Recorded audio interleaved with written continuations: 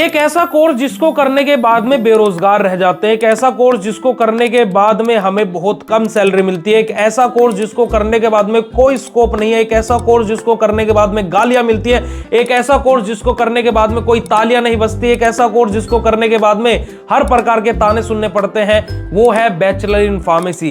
पर लेकिन ये सब तो एक कहने वाली बातें हैं, रियलिटी क्या है बैचलर इन फार्मेसी की, आइए मैं बताता हूं।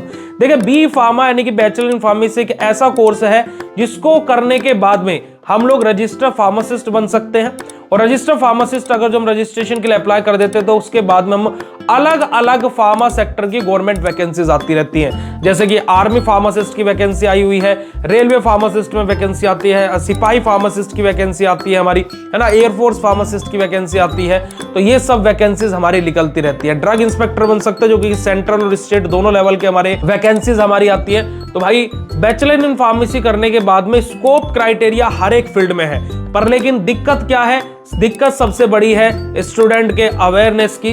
दिक्कत सबसे बड़ी है कि स्टूडेंट को वो चीज नहीं सिखाई जा रही जो उनको सीखनी चाहिए।